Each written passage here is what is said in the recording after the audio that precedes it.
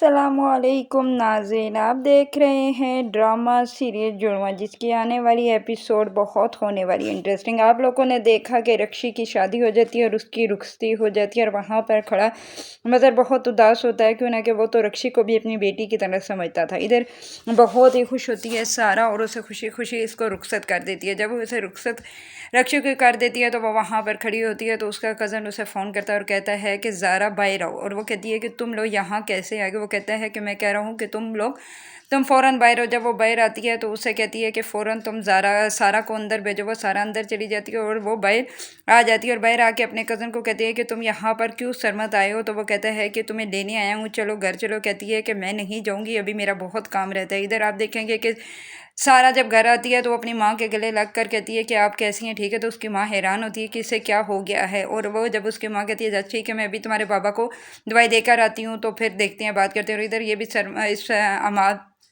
आता है और उसे मोहब्बत का इज़हार करता है, तो वो भी हैरान हो जाती है कि ये क्या हो गया है।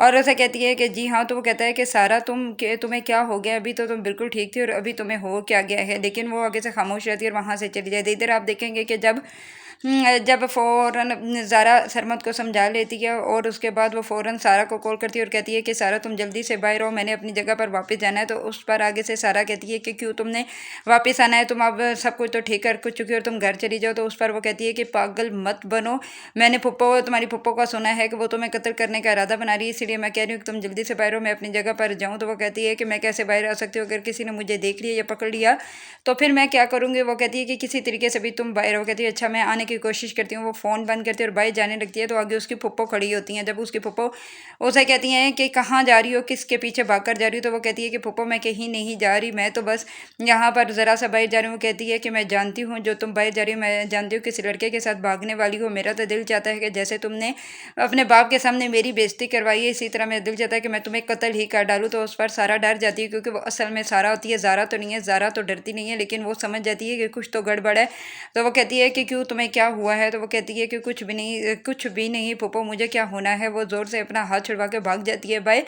जब वो बाहर भाग के जाती है तो आगे ज़ारा खड़ी होती है, और दोनों वो एक दूसरे का जगह बदल लेती हैं, और फ़ौरन ज़ारा अंदर आ जाती है और सारा चली जाती है सरमत के साथ घर उसके। इधर देखेंगे कि जब ज़ारा अंदर आती है तो ज़ारा अपनी वही असल हालत में होती है, क्यों ना कि वो तो बड़ी लड़ाकी होती है, उसको फूफो कुछ भी नहीं कह सकती। इधर आप देखेंगे कि ज़ारा अपने बाप के पास जाती है और अपने बाप से कहती है कि बाबा, आप जानते हैं कि फूफो मेरे साथ क्या कर रही है। फूफो फिर से मुझ पर वही इल्ज़ामात लगा रही है। तो उस पर वो कहता है कि तुम परेशान ना हो बेटा, अब मैं तुम्हारे साथ हूँ। इधर आप देखेंगे कि जब सरमत सारा को घर वापस सारा को लेकर आता है, तो सारा उसको सब कुछ बताती है और कहती है कि तुम जानते हो ना कि मेरे जब बाबा बीमार थे और वो मुझे मिली थी ज़ारा, और उसे जब मैंने सारे घर के हालात बताए थे तो उसने कहा था कि मैं तुम्हारी मदद करूंगी, और असल में वो अपने बाप से मिलना चाहती थी। तो मैंने कहा ठीक है, तुम मेरी मदद करोगे तो सब घर वाले ठीक हो जाएंगे। और वो उसने मेरी मदद के लिए कहा, तो फिर हमने अपनी जगह बदल ली और वो सारा बनकर मेरे घर चली गई और मैं ज़ारा बनकर यहाँ आ गई। तो उस पर सरमत कहता है कि तुम लोगों ने इतना बड़ा कदम उठाया, तुमने